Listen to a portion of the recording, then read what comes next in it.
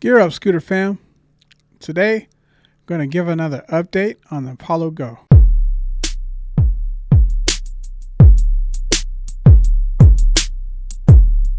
Hey there, guys. Took another short trip took another trip to a normal trip rather for me to Walmart on the Apollo Go, and wanted to give an update on sort of how I feel about the scooter still. I mean, it's only one more trip, but this was the longest single trip I've taken so far, which was a full 8 miles. A couple of other trips were mixed in to come up with a total of 8 miles, and then another 8 miles. So I had 3 miles on it with the initial charge that the battery came with. I don't remember exact percentage or where I recharged at, but when I was ready to go out for a full ride the next day, I charged it to 100%. And at that point, I had about 3-ish miles, just a little over, 3 miles on the odometer. So from that point, I had a full charge at 3 miles. So going from there, I now have 19 miles. So a total of 16 miles this charge, which is in about 28% battery left, which is really close to what I would expect it to be. Now, I didn't have an exact percentage on the Journey Max, but I'm comparing this scooter to that because of similar specs. Both the battery size are very similar, 36 volts, just a few amp hours difference, and then the 350 watt dual motors. Now, the top speed on the Apollo Go is a little bit better and has suspension. Those things come into play a little bit when it comes to range. Obviously, you go higher speeds, you get less range, and if you have suspension, there's a little less range, I guess, because the absorbing of the bumps and so forth lead to a softer ride, but a one that requires more power to go forward. And the reason is, in my mind, it comes down to less coasting. So I found going from tube tires to a rear solid tire on the Journey Max to reduce my range just on the rear tire maybe 25%. And I felt like it was because I wasn't coasting as far once I let off the throttle. And that the coasting while letting off the throttle is free range, so I do it without thinking about it. I don't hold the throttle down constantly when I'm riding. I get up to my speed where I want to get to, and then I let off and I coast for a while and then get back up to speed when I start dropping down, so forth. So range can be very closely tied to your coasting ability. So if a tire, which is why if you put more air in the tire, you get a better range because there's less resistance. The tires, I mean, you knew that going, let's say, riding a bike when you're a kid.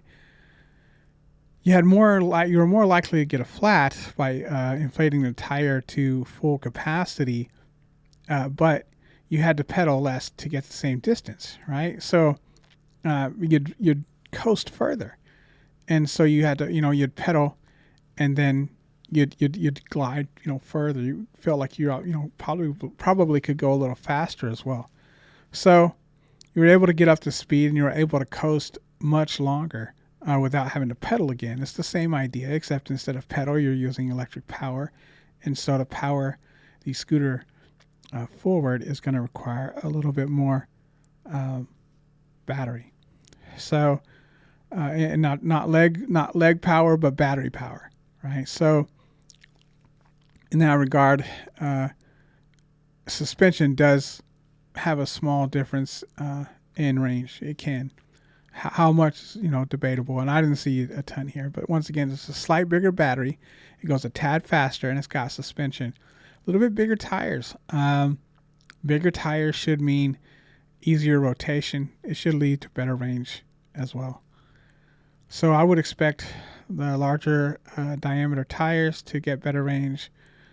Properly inflated, I keep them around 50%. Same thing for my Journey Max, 45-50% is where I like to keep them.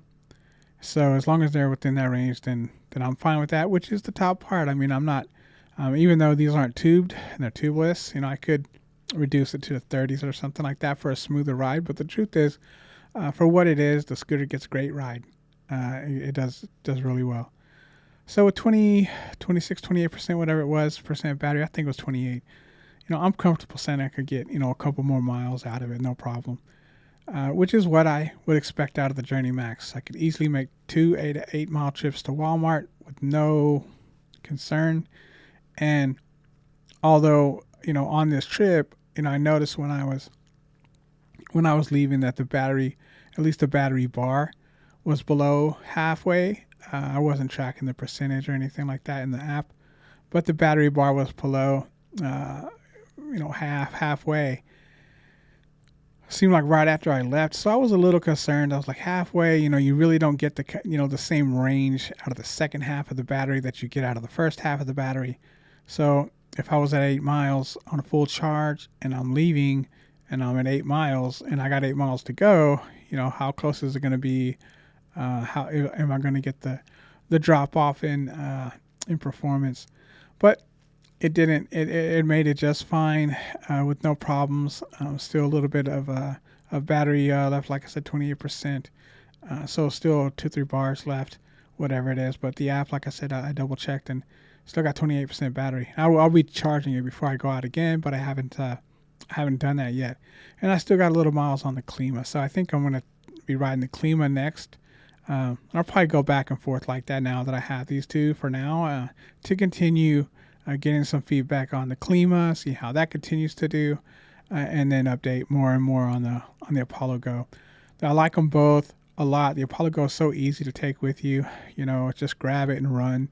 It's very simple. The Klima is a little bit more to tackle. Just a bigger scooter in general. Not a big deal. I'll happily take either one. And so neither one of them are more too difficult to handle. The Apollo Go is just so simple and quick, but not as cushy and nice or as fast as the Klima. So, but still fine and so good. I was nervous, to be honest, about the range when I went and was ready to report back on that, and I'm happy to say that it worked. I'm happy to say that I got what I wanted, what I needed. As I said before, if I was not able to make 2 trips, 8-mile trips, without recharging, that it probably wouldn't be a scooter that I could really depend on a day-to-day basis to get me back and forth. I did it on the Journey Max. Doesn't mean I couldn't do it. Sure, I could make sure I was charged every single day to 100%, and some people do that anyway. I like to drain the battery at least to a safe level, and then I like to recharge and then be able to go out at least a couple times before I have to recharge again. And I can accomplish that on the scooter, and so I'm happy about that. The ride is just great. It's just great compared to, say, the Journey Max, because I'm comparing, the Journey Max to the scooter. So the ride is just amazing. The bumps are hardly there. To be honest with you, even the Klima, I still notice little bumps here and there. The more not so little ones, but the bumps that aren't so little, I notice a lot on the Klima. And going from the Journey Max, which is incredibly rough, 8.5-inch tires, although they're tubed, not as bad as the solid tires. You go from a scooter that's got no suspension to the Klima, which has got some of the best suspension, not off-road suspension, but road suspension. I think almost hands down the best suspension out there. So that's a huge difference. But I still notice little things with the Klima. And so I didn't know what to expect with the Go. I know, a lot of good reports on the suspension, and for, like I said, the scooter, for what it is, I find it to be exceptional. I find it to be really, really nice. I compare it to the Klima in the regard of absorbing the little bumps. I mean, to be honest with you, I don't notice the small bumps, and I don't, going from the Journey Max to the Klima was the same feeling. Like I didn't have to worry about every little bump, feeling like my hands was going to get knocked off of the handlebars, and I haven't had a single instance where I felt like that on the Apollo Go so far. All of the little stuff is hardly noticeable, and that's an unexpected, I think, occurrence. I did not expect, spectacular uh, suspension, off of such a small scooter, but it's really nice, and I'm pleasantly surprised in how it feels. Once again, it's not the cushy feeling. There's something about riding the Klima, and probably y'all know me, although I've only ridden the Klima, where, like they say, you just feel like you're kind of floating. Even watching the videos back, it even looks like that to me. I mean, maybe it's because I had the experience and I'm also on the scooter itself, but you can just bounce. Like I said, you can just bounce, and you'll just bounce real nice, uh, and just kind of settle in. It's just a really cool feeling when you're up on a scooter, a little taller, feeling kind of, just up there riding around. Some, people, like I said, people say, like, on a cloud or something like that. And while riding on an Apollo Go, it's not like riding on a cloud, as far as absorbing small little imperfections in the concrete, and the road and the sidewalks, so forth, and on the paths. It does a fabulous job, just as good as the Klima, as far as noticeable difference. Now, once again, there's much better suspension on the Klima. There's much better suspension on some of the higher, um, the more premium Apollos, but such as the Pro, and the new Phantoms and so forth. But for $1,000 scooter, whatever roughly, and being a 350 watt dual motor, 9-inch tires, those types of things. I would not expect. I would expect sort of an in between feeling. I wouldn't expect it to be as rough as the Journey Max, but I wouldn't expect it to be as dampening, I guess is a word, as the Klima, or at least anywhere close to it. And I thought there would be a noticeable difference, and there really isn't. There really isn't a noticeable difference in the amount that I feel off of small bumps. Like I said, of course, if you go up on larger ones, haven't really hit any real extreme situations like that on the Go yet. I'm sure that the Klima would outperform it, because of the level of suspension that's on the scooter. But as far as like just the normal stuff, like the concrete, the normal little imperfections, the stuff that I do notice, I've been on these same trips on all three scooters at this point, and the Journey Max is, you feel everything, you feel every crevice, and I don't care what people say about. I mean, of course, I did air the tires up all the way, but they're also tubed tires, and you're running a real risk on trying to deflate uh, some tube tires for a more comfortable feel because of the risk of a flat. So this video is a little short here. I thought I hit record on the way back, but I didn't. So it's only a one-way video. So at the end of this video, I'll just have to keep talking and wrap this up pretty quickly. Hopefully, so you guys aren't just sitting here. But the point is that I was pleasantly surprised with the suspension, what the suspension is able to absorb on a normal everyday commute. It makes it really pleasant, makes it really nice, and so I feel like in that regard, you get something comparable to the Journey Max, which I keep mentioning because I do like the scooter. And the one biggest thing is the tubed tires. That's my biggest pet peeve about the scooter. it's just a real pain. It's expected that you get two tires, you got to change them, and I don't expect for that price that they're gonna give you split rims or anything like that. But uh, it would be nice. But I don't think they're gonna do that for less than $500. And although the InMotion Climber is now 600, so that's definitely more of a competitive situation.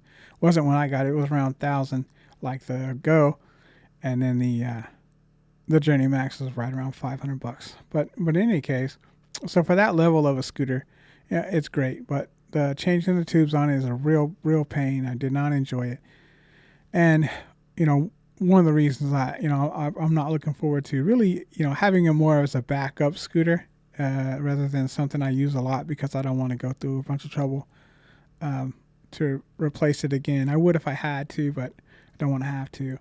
So with these two scooters, I'm hoping similar situations pop up, which should be less frequently.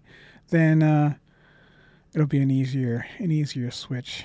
The easier, the better. So for these scooters, now I'm going to take like a kind of a head-to-head comparison now that I've ridden the scooter a full ride and gotten a little bit of miles out of it. I think I kind of understand the performance, what the scooter can do, so forth. I haven't still completely let it rip or anything like that. The top I've probably gotten to is maybe 23 miles an hour. So just based on this place at 25, and I think it's a couple miles an hour off. So yeah, it was really really interesting. But yeah, compared to the Journey Max, like I said, it's kind of head to head, and I mean I know one's $1,000 scooter, one's a $500 scooter, but I think they're comparable, at least in respect to what do you get for 500 extra bucks, right? I'm not saying they're if that they're necessarily competitors in the regard of price, but if you're like, what's $500 get me? I thought that I would kind of touch on that a little bit. I'm gonna wrap this video up. So here's my thing on that is very simple.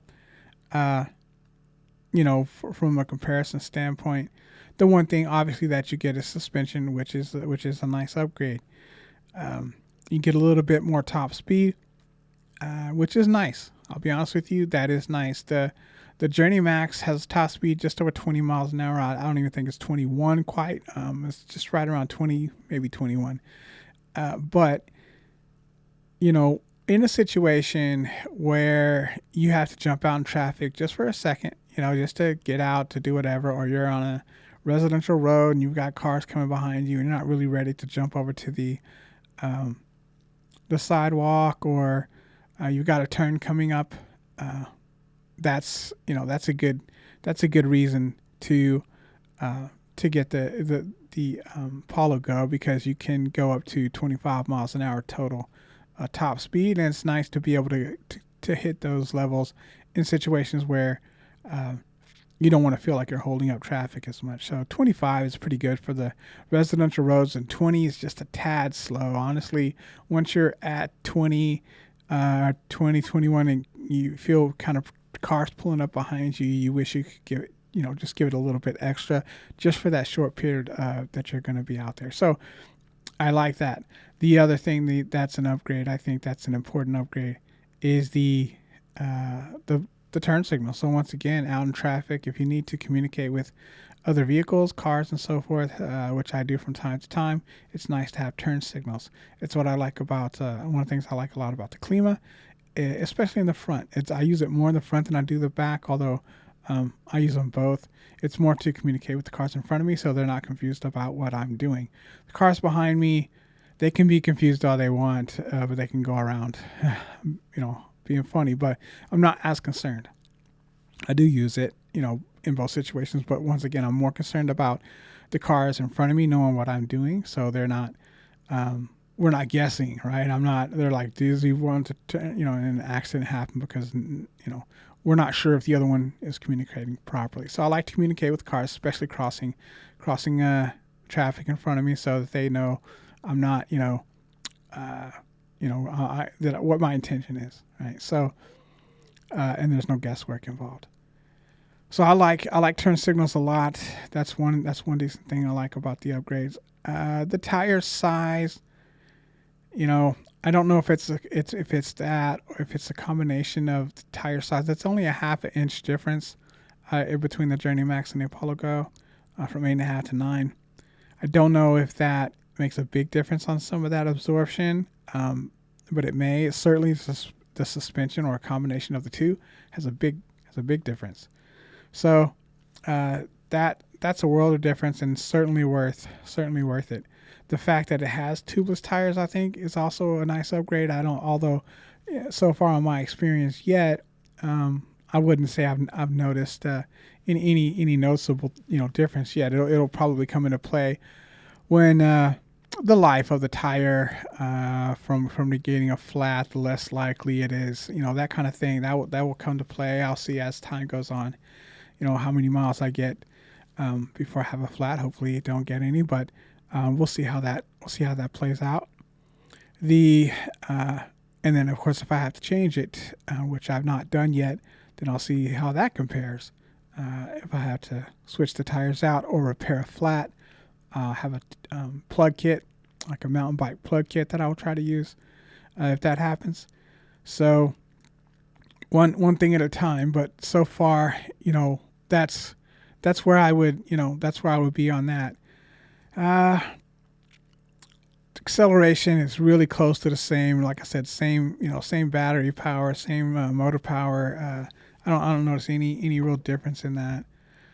Um, the regen brake. Let me talk about the brakes a little bit. So the brakes, I like the Harbor One Journey Max brakes a little bit better.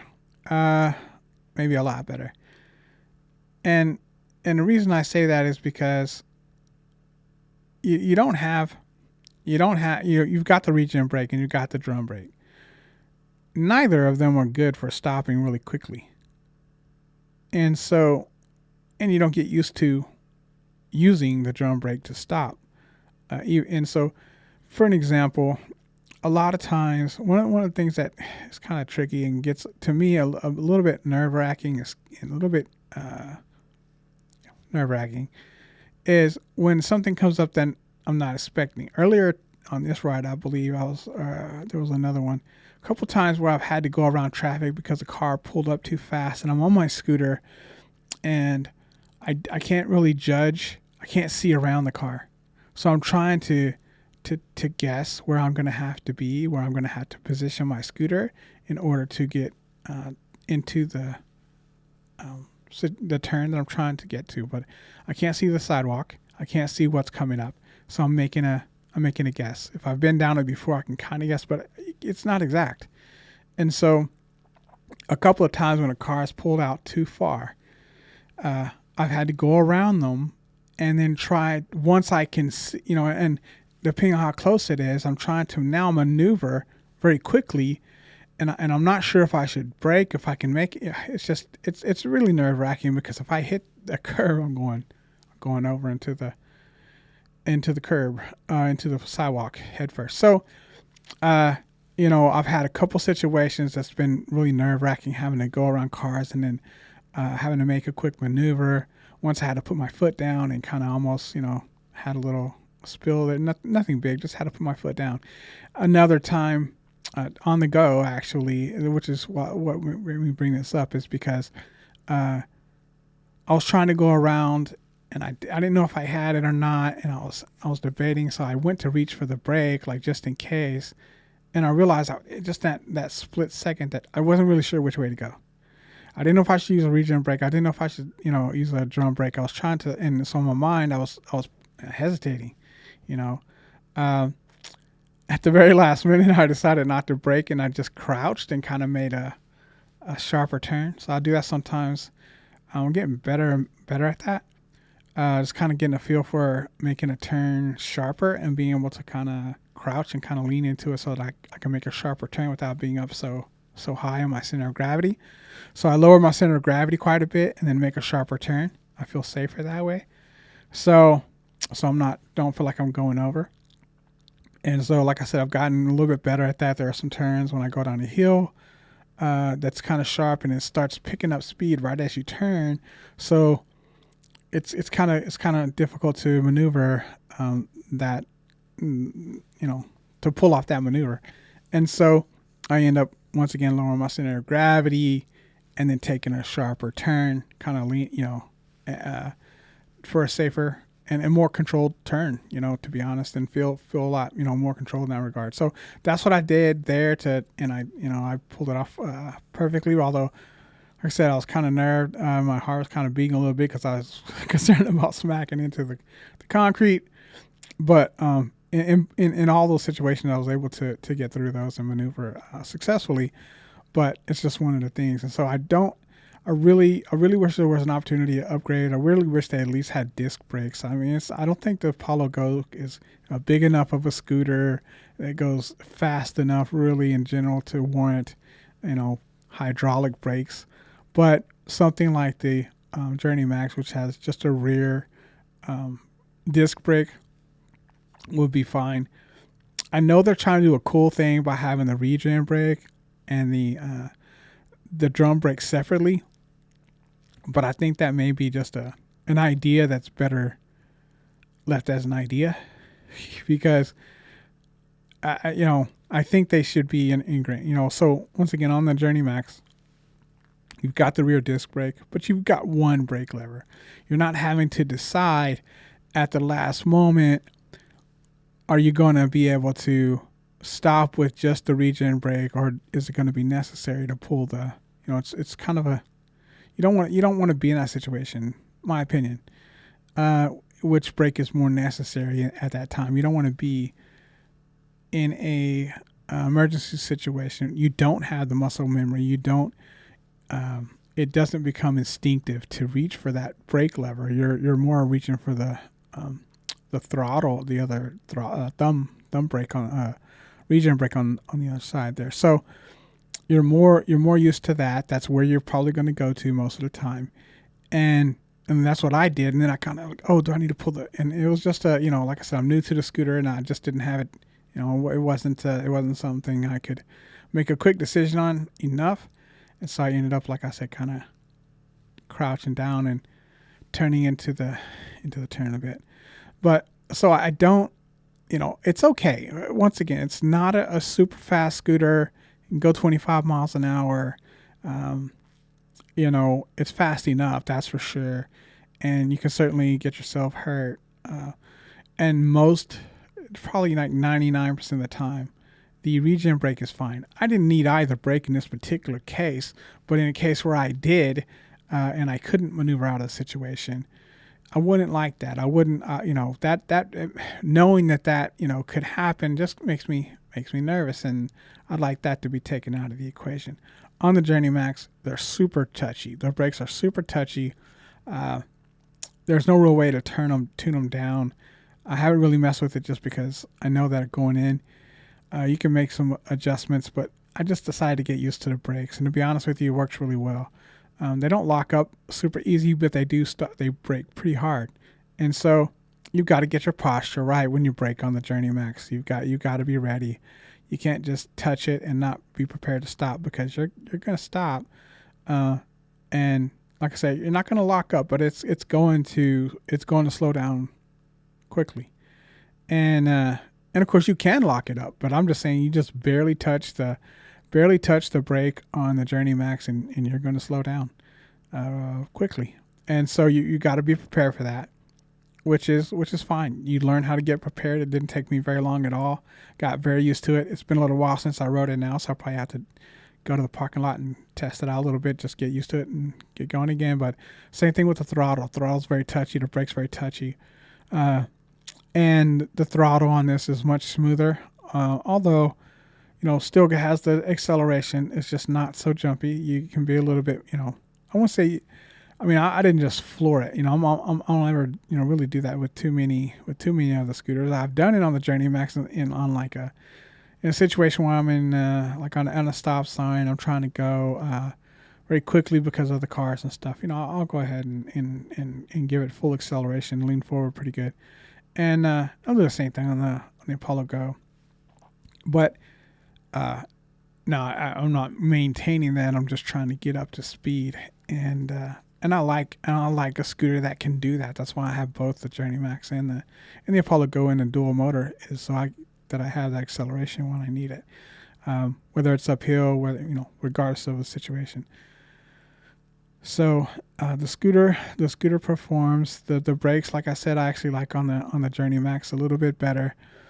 Another thing I like about the Journey Max a little bit better are the handlebars and the setup. So neither one are like super nice, super wide or anything like that. But the Journey Max is more customizable. And you can add at least handlebar extenders. There's not a lot of room on the Journey Max to add accessories, but you do have enough room to do handlebar extenders, which I've done. You do have a little room for other things, but if you wanted to extend that, you could. And I think that even if Apollo, and this is something that's fixable pretty easily. I don't know about the brakes situation. That would be kind of tricky. I mean, maybe on a new version of the Apollo Go, you could change that. Maybe you will. But on the on this version, you could even come up with if Apollo would design a handlebar extender for the Go. Not sure how they want to approach that, or it could probably be done though. And so if they would do that, and then sell it themselves, I'll be happy to get one because there are some things I'd like to do. Mirrors would be very difficult to add to the scooter, and I like mirrors when I'm in traffic. You got the cell phone, you can use that with the quad lock, but if you didn't want to, you don't have an option not to. I have a tire pressure monitor. I would rather not be blocking me from using my phone as a phone as display if I wanted to. I'm not sure I want to. I haven't really found a good solution. I bought a case that I tried out, but it sits a little low. I don't like the way it sits on there. I would try it out if I didn't have that, at least while I was riding. But I do have the tire pressure monitor, which I like. So I'm not ready to give that up over just having my phone as a display. The display works fine for me as it is. And so I don't mind, like I said, having what I have when I have there now. It doesn't look as, I like the color displays. I really do. But, it's a fine display. No problem. It tells me what I need to know. It's very easy to see. Uh, to be honest, even compared to the Klima, doesn't have the biggest uh, miles per hour. So in certain light, it can be tough to see how fast you're going. The Journey Max and the Apollo Go both have really decent sized speed limits or speedometer readings. And so I don't have a problem seeing either one of those. Now, some of the other smaller stuff on the Journey Max is tough to see towards the bottom there in certain light, but you can always see the speed. Same on the Apollo Go. What else? So other than that, do I think the Apollo Go is worth $500 more than the Journey Max? Sure, yeah, sure I do. I wouldn't have gotten it if I didn't think so. There's nothing that's been super disappointing to me. I think I expected the brakes to be what they are. I don't know if I, considered all the situations and so forth, until I really get to ride it. And that's the point of doing this and making these videos. But I knew that going in, drum brakes, aren't going to be, disc brakes. They're like a step down, in my opinion. And so you got those. I mean, they're not as you don't have to, they're not maintenance, so unless you're, just really don't want to work, change brake pads or happen to, replace a rotor or something like that, which is pretty minimum, I think. You're not even like replacing calipers or anything. You're just, changing out brake pads and rotors. Uh, I'm not concerned about those types of things. I'll change, hydraulic calipers, rotors, levers, pads, whatever I need to change. So not too intimidated by that. So I prefer disc brakes over drum brakes, even if they kept the regen brakes as is. I kind of think they should probably do maybe a combination so that you can only use a regen brake, but when you use the future disc brakes on the Apollo Go, if that happens, you can also use the regen brake. Even if they incorporate it, and that's another change they could probably make fairly easily too, as opposed to waiting for a new version of the Go, is somehow incorporate into the current, probably not the ones that we've already gotten here, but for the ghosts that they haven't that are still out there that they haven't put into sent out yet, they can maybe do something where they update the a sensor or something like that in the brake, and maybe they can send out other brakes to current customers where it did activate the regen brake and the disc brake at the same time. Sorry, the drum brake at the same time. That might make a difference in the ability for stopping power. But the drum brake is so difficult to pull and stop very quickly. It requires a lot to bring to a stop. The regen brake isn't going to lock up the brakes, although it's decent. It's decent. Uh, it does a pretty decent job, but you're not going to want to use it in an emergency situation. You pulling up to a light and it turning yellow or something like that. Yeah, sure, but a real quick thinking kind of deal where you gotta like you gotta kind of be ready to reach for the brakes. It's tricky. Uh, I don't think that I'm not gonna not ride it because of that. I certainly not gonna say not to get the Apollo Go because of that. Those are just some things that I think they should improve. And specifically, like I said, I like a little bit better on the Journey Max. And once again, am I going to go back to riding the Journey Max more than I am the Apollo Go? No. I like the Apollo Go for what it is. I'm going to use it quite a bit, uh, especially if I just want to go somewhere, especially if I want to throw it in the back of the car or something like that. It's just very portable, very easy to do that. And I'm enjoying it quite a bit so far. That's my take on it so far. All right, lastly, just want to talk about the Klima real quick, NAMI, and what's going on. So I think I mentioned before something about uh, Fluid Freeride staying in business and supporting the NAMIs and supposedly restocking parts and I guess carrying some more NAMI scooters. I just don't know. I don't know how realistic that is. I'm not sure if there's so much stuff flying around right now. I'll say that I don't know if there's a really clear picture to that and if there's a real clear answer. I've not seen the slightest thing be restocked myself, and I checked some of the things such as the rotors and the tires for the Klima. Those are things that I'm concerned about in the near future uh, that have been out of stock for a while there, and so I don't see those. I don't see anything new personally that I've noticed that's being restocked for any of the NAMIs. I have not seen any more NAMIs be restocked. There was a very small bit of Klimas that came through a while back. They left very quickly, and so I don't know what's going to happen with Fluid Free Ride. I think there's some speculation, and I'm not sure if there's what's going on. It's early March. I haven't seen anything. Their website's still up, but there's nothing new. It doesn't seem to be that there's any direction either way at this point. So I'm just a little bit, skeptical as to how that's going to go. Voro Motors, from what I understand, at this point, that's not a set in stone thing. I've heard that they have wanted to get involved with NAMIs and that they've decided to try to work with them in the future. But for Michael Shaw, he has reported that that's not going to be anytime soon. Other stuff that I've heard, I'm not sure that's even really been fully solidified. So that's a question mark whether or not Voro Motors is going to be working with NAMI in the future. And even if they are, it's not going to be the near future. It'll be a little bit further out if indeed that does come to pass. And Wired Rides, they have some good stock. I saw a post today on one of the boards that said something about that they have some stuff, and they kind of made a reference saying that they don't have some phony 50% off deals and so forth. I guess they were talking about Fluid. So I checked. I did some price shopping, sort of comparison shopping between Wired Rides and Fluid Free Rides, just compared to what would be 50% off there. and what wired rides would be to get the same thing. I found them to be close. 50% off was still a little bit better most of the time, for what I can recall.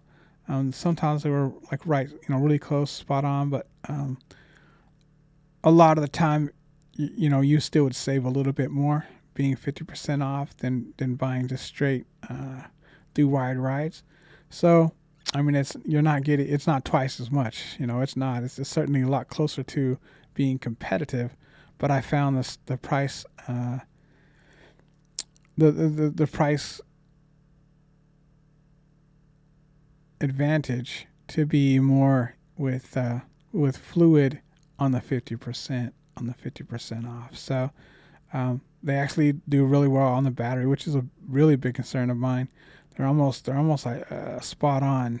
It's really close. I don't think it's exact, but it's really close to the price of the battery. If I had to replace it in the future for the Klima, so I'm pretty excited to see that. I don't have to worry about me not being able to find a battery. Hopefully, Wired Rides still has them around and still stocking Klima stuff when that need becomes a necessity. Also, before I go, we do plan to do another podcast next weekend. Should be Average Guy 1983, Tiger Grimtack, Mole Cricket, and then maybe a special guest appearance. I don't want to announce this yet.